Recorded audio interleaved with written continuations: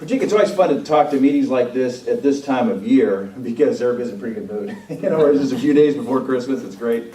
But more importantly, I'm delighted to come to this region to talk to you all. I spend, as you might guess, I live in Bowling Green, and I spend, as you might guess, a lot of time on I-65 and I-75, running up down the roads, headed to automotive spots all over the state.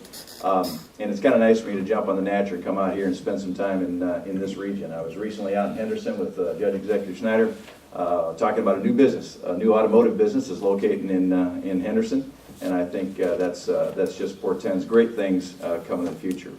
So I think what I want to do is spend just a few minutes talking to you. I appreciate the invite, and just a few minutes talking to you about some of the things that are going on in the automotive industry in the state of Kentucky. Jack, we were talking a few moments ago about how the aluminum business is obviously very important to this region and incredibly important to the automotive business, and I think one that also shall be and continues to be a great contributor to your economies in this part of the state. But the automotive industry I would characterize as running in the fast lane here in the Commonwealth of Kentucky. We spend a little bit of time telling you some of the things that we know about the automotive industry in the state.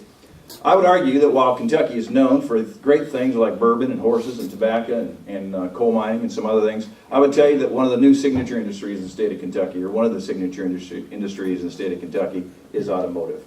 The fact is that automotive contributes over $14 billion each year to the state economy, and I think that's a pretty significant opportunity.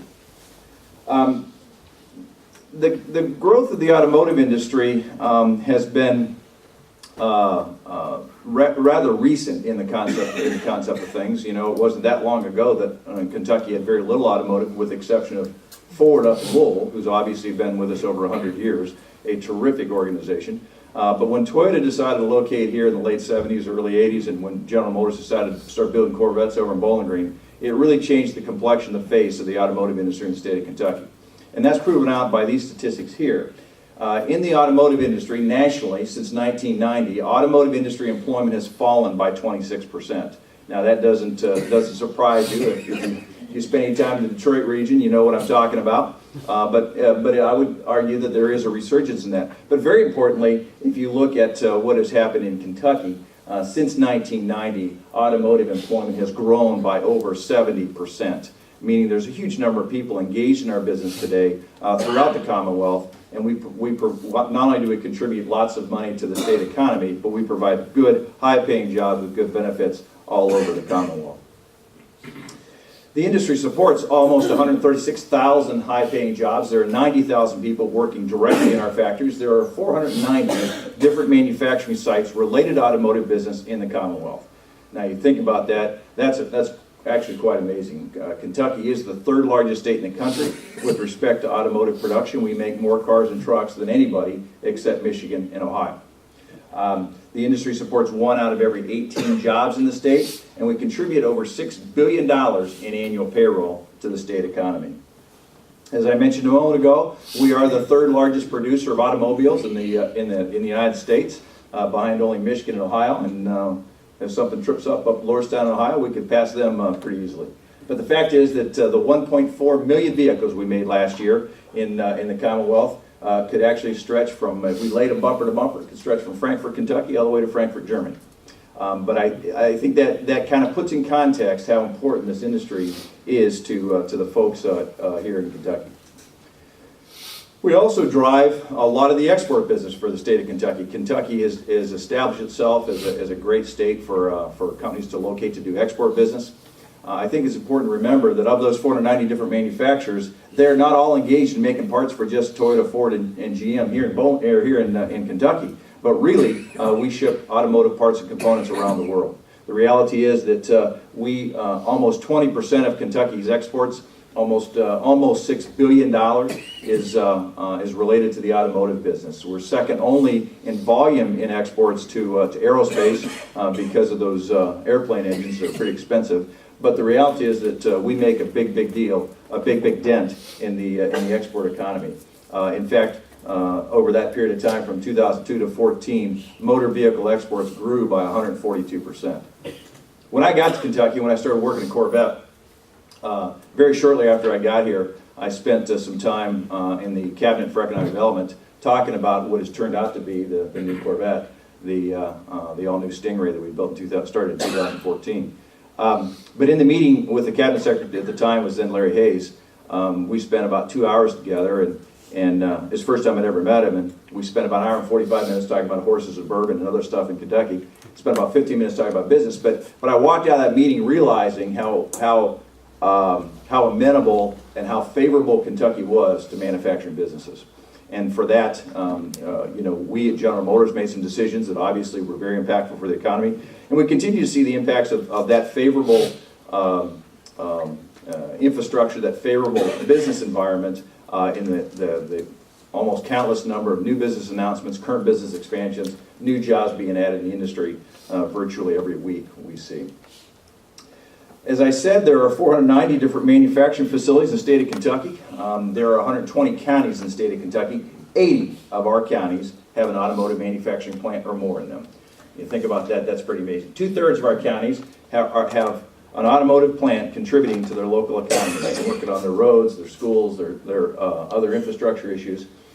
This map shows the counties in dark gray that have automotive manufacturing sites in them. The counties in light gray are ones with the 40 or so with not. And you might ask yourself, I often use this graphic, and often I get questions about why isn't there anything in my county? And if I overlay the highway system on it, the airports, the waterways, etc., our business is dependent on quality transportation systems. If we don't have good roads, we don't have good access to transportation logistics systems in whatever form they take, our business would not locate in a site. Now, Kentucky's very, very fortunate, and there's nothing we can do about it. We're just lucky because of where we sit. We sit within, actually, there are 26 OEM assembly plants in North America. Kentucky is the closest state to all 26 of them. So think about that in terms of favorability for us to do business here in the state of Kentucky.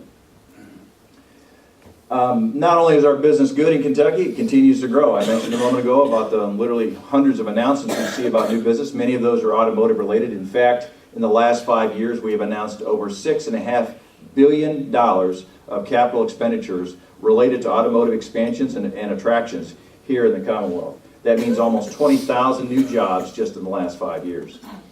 Kentucky is the third highest, not only in terms of automotive production, but third highest in terms of automotive employment in the United States. It's important to note this last bullet. I often speak to this because you may remember, if you follow the auto industry at all, you may remember an announcement made last year where Volvo decided to locate an OEM assembly plant in South Carolina. That really was probably about the last OEM to locate an assembly plant in North America that didn't have one here. And there was a fair bit of angst inside our state about why not us, why not Kentucky. And there's a million reasons for that, and maybe more when you talk about what South Carolina did. But the reality is that we shouldn't lose sight of the fact that with work done recently by our 3 OEMs, Ford, Toyota, and General Motors, we've essentially added 3 new assembly plants. Ford has increased production substantially in Louisville. Toyota, of course, opened the new Lexus plant last fall, a year ago this fall, building Lexus for the first time ever outside of Japan, and that's a whole new assembly plant. And at General Motors, when we launched the new Corvette, when we built out the last generation Corvette, I was building about 8 cars an hour. When I launched the new Corvette, I went right to 18 cars an hour. So we essentially 2.5 times the capacity of the Bowling Green assembly plant. So, and those are all new jobs. Those are all great jobs. There are a lot of my time, quite frankly, is spent in workforce issues because I think that's the biggest challenge we face in our state. It's kind of a big challenge in every automotive state, every manufacturing state. But we really do have great opportunities here for our people who are looking for work. And let me give you a feel for the industry and why I have a very rosy outlook for the future.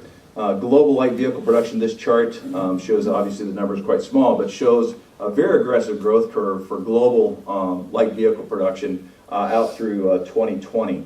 We continue to think that, or we continue to see very, very robust global growth. We see similar things for North America. You can see the recession back in 08, 09 when I went through the largest industrial bankruptcy at that point in time. But we do see modest growth continue in North America, very strong. I mean, these markets are as strong as they've ever been right now in terms of North American market. I really do think that the future for the automotive industry is good globally. It's great here in Kentucky. The price of oil continues to it looks like it'll hover around $40 a barrel. There's always some weird stuff going on there, but gas will stay between $2 and $2.50 a gallon. And at that price point, we sell a lot of cars and trucks. It's really a terrific market, terrific ecosystem for us to be doing business. But I would tell you that the geographic epicenter of the automotive industry is moving south. You know, when we think of automotive in the past, we've always thought of Detroit, and Detroit is still a huge hub in the automotive business. But to put that in perspective, in 2006, less than 20% of the vehicles produced in North America were produced south of Ohio. By 2014, that's well over 50% and growing. Now, unfortunately, that doesn't necessarily translate into jobs in America. As you know, and it's been the subject of quite a bit of discussion in recent months, but there are a lot of companies locating factories in Mexico. And so Mexico does present a significant, formidable competitive challenge to us in America in terms of providing jobs for Americans. And I want to be clear that while most OEMs are locating assembly plants in Mexico, most people tend to think that's because of a lower wage rate. And there is a wage differential, but it's not as great as people might think. There's a productivity factor in there as well. But the reality is that Mexico has trade agreements with over 40 different countries that allow tariff-free trade. And while both presidential candidates argued against trade agreements, we in the automotive industry will continue to watch that landscape, because all we want is a level playing field. All we want is the ability to compete globally on a global scale with countries who want to do fair trade. And I think that the evidence of what can happen when you create that kind of environment, the growth in Mexico, is evidence that suggests that those kinds of things can happen. So we spent a fair bit of time on those topics as well, but we think that on balance we're still in a great position for that. The Kentucky Automotive Industry Association, the association that I represent, was formed during the Beshear administration. We're just 2 years old. Brad, you asked earlier, I am the only employee of the Kentucky Automotive Industry Association, so you're looking at the entire payroll right here. But we exist to do these things. We want to strengthen Kentucky's global brand. The reality is that 2 years ago, not a whole lot of people, even inside Kentucky, let alone outside of Kentucky, knew how big the industry was and how important it was. And we've really done a good job of doing that. We're getting international attention. As I said a moment ago, we've got a South African firm who's decided to locate in Henderson, Kentucky. Now, that's a pretty cool story, but who knows how they, would they have known of us several years ago. We want to focus on creating and retaining those high-quality jobs that I speak of. I walk in automotive plants all over the Commonwealth, and it might be a little old steel building in Glasgow, Kentucky, but there is world-class manufacturing technology sitting inside that building, and it's clean, it's ergonomically sensitive. These are good jobs that our people are doing. We want to continue to attract new capital investment. I do spend a fair bit of my time. The organization is supported by the Cabinet for Economic Development. I do spend a lot of my time on economic development issues, continue to attract new companies to decide to locate in the state. As I said, I spend a lot of my time on these workforce issues. If there are workforce issues that I can help with in this region, I'm certainly happy to be a part of that. In fact, I think that's why Mr. Shaw invited me over to speak to you today. But if there are anything that I can do now or in the future to help your region out, to be a part of the automotive landscape in the state of Kentucky, I'm here. As I said, I'm just down the road in Montgomery. I don't have to drive to Florence to talk to you guys. So anyway, so that's my quick speech. I didn't want to take too much of your time. As I said, it's a pleasure for me to share with you. Can I take a couple questions if there's any questions? Any questions from anybody about anything I've said or anything you want to hear about?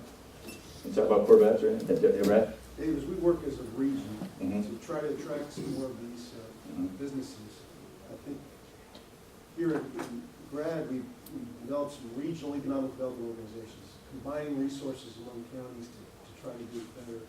And as you wear your GM hat, don't you think that's an effective strategy for especially for smaller communities who are trying to get in this game? And That's a great point, Brad, and I really am glad to speak to that, because first of all, it's suboptimal. I don't think it's a good use of public funds that everybody trying to be a different entity, right? And we, by and large, we automotive, we manufacturers consider regions in terms of our decisions to locate businesses. And I think when we perceive that a region is working collaboratively on issues like regulatory or infrastructure or workforce, when we perceive that's happening, that's a win for us. That's what we're looking for. I mean, we're looking for that kind of cooperation. People often argue that it's always about the financial incentives. And quite frankly, the financial incentives they're part of the package, don't get me wrong. But it's really one of the last things that we consider. What we really want to make sure is we get a high quality, high caliber workforce that can run our equipment, maintain our equipment, and run our factories in an area where we want to feel welcome. We want to know that we're a part of the community. So I see the strategy here to be a very good one. Senator Ridley had a question. Yeah. Yes, sir. Hi. How you doing? Good morning. Good. As you plan for the future for manufacturing, next generation vehicles. Yes, sir. Such as fuel source for light cars, now we're not talking about trucks that need gasoline or diesel power, and even self-driving vehicles. What's the future that you all see in the manufacturing side of those two components? Well, you bring up two great examples. We're in the midst of a technological revolution in the automotive business. This is not an evolutionary thing that we've come through for the last, 25 years prior to maybe 2005, 10, somewhere in there. We are seeing a huge application of technology in our vehicles. And I would submit that most of you drive a vehicle today with some level of autonomy in it. I'm driving a 2015 Colorado that has forward collision avoidance. It has lane departure warnings. It has those kinds of things that are teaching us or telling us, and that's on the road to autonomy. We do see alternative fuels being a part of the landscape. The reality is that gas at $2 a gallon really doesn't make those very cost effective for the consumer or us. We have some significant challenges. The federal government through the EPA has proposed CAFE, corporate average fuel economy regulations to 50 miles per gallon by 2025. We don't know how to do that just yet. The government celebrates the fact that we've done so well so far, and we have. But we do think that corporate average fuel economy is a great way to measure it, except that in this environment of $2 a gallon gas, we're selling every Suburban and pickup truck we can because that's what America wants to buy. And it's hard to dictate to the market that y'all ought to drive, Priuses or Volts or whatever else. We'll stay in the alternative fuel game because we think that's a key part of the strategy. I'm not sure that it's as much a part of the strategy as at least the current thinking in Washington would want it to be. Is that fair? Sure. One other comment, I often get asked this question about autonomous vehicles. Does that mean that no one will own cars anymore? We don't think, or ride sharing is another example of that, Uber and Lyft and those kinds of things. We think that's just part of the mobility equation. We don't think that that's, we think that's going to impact the business, obviously. But we do see for a long period of time the continued presence of internal combustion engines being driven by private individuals.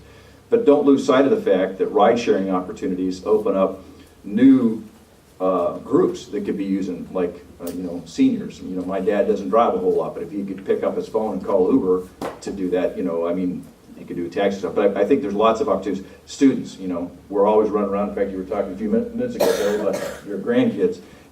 If ride-sharing opens up those kind of alternative services, so we think miles accumulated will still be pretty high. Yes, sir. What type of regulations are holding development back here? 'Cause we hear a lot about companies, you mentioned Volvo building the last plant here in North America, moving more to the Asian market now or Mexico. What can the federal government do to cut back on regulations or attract that business back here? Tax reform, over-regulation of environmental policy, or, now don't get me wrong.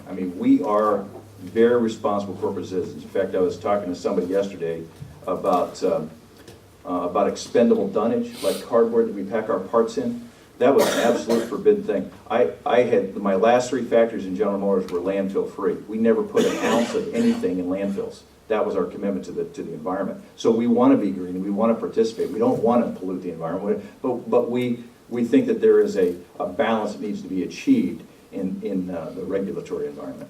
We think that this, you may be aware that the federal government was trying to short stop the public comment period on the cafe regulations. I think that deserves to be an open comment period and the full length of the comment period. We don't think that should be forced down the industry's throat.